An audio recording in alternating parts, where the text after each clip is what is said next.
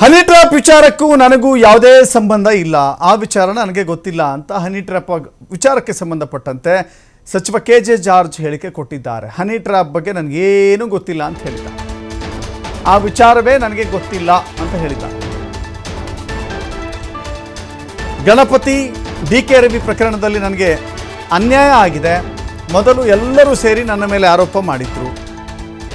ಆಮೇಲೆ ಸುಪ್ರೀಂ ಕೋರ್ಟ್ನಲ್ಲಿ ಏನು ತೀರ್ಪು ಬಂತು ಹೇಳಿ, ನನಗೆ ಅನ್ಯಾಯ ಆಗಿರೋ ಬಗ್ಗೆ ಹೇಳಿ, ಆ ಬಗ್ಗೆ ಮಾತನಾಡಿ. ಹನಿ ಟ್ರ್ಯಾಪ್ ಬಗ್ಗೆ ಸತೀಶ್ ಜಾರಕಿಹೊಳಿ ಮಾತನಾಡಿದ್ದಾರೆ. ಏನು ಮಾತನಾಡಿದ್ದಾರೆ ನನಗೆ ಗೊತ್ತಿಲ್ಲ, ಅವರನ್ನೇ ಕೇಳಿ ಅಂತ ಹೇಳಿದ್ದಾರೆ.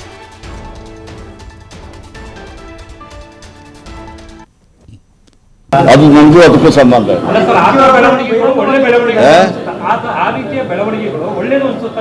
ನಾನು ಹೇಳ್ತಾ ಇರೋದು ನನಗೂ ಅದ್ರ ಸಂಬಂಧ ಇಲ್ಲ, ಅದ್ರ ವಿಚಾರ ಏನೂ ಗೊತ್ತಿಲ್ಲ. ಈ ಹನಿ ಟ್ರಾಪ್ ಏನಿದೆ ಗೊತ್ತಿಲ್ಲ ನನಗೆ. ನಾನೇನು ಹೇಳಲಿಕ್ಕಾಗ್ತದೆ?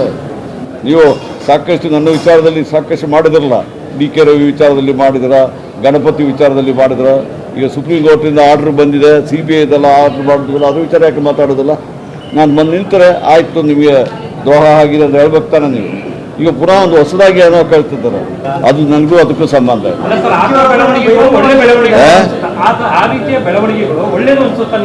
ನಾನು ಹೇಳ್ತಾ ಇರೋದು ನನಗೂ ಅದ್ರ ಸಂಬಂಧ ಇಲ್ಲ, ಅದ್ರ ವಿಚಾರ ಏನೂ ಗೊತ್ತಿಲ್ಲ. ಈ ಹನಿ ಟ್ರಾಪ್ ಏನಿದೆ ಗೊತ್ತಿಲ್ಲ ನನಗೆ.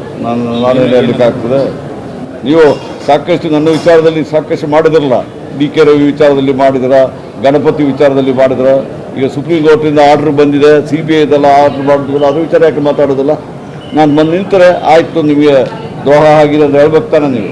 ಈಗ ಪುನಃ ಒಂದು ಹೊಸದಾಗಿ ಏನೋ ಕೇಳ್ತಿದ್ದಾರೆ, ಅದು ನನಗೂ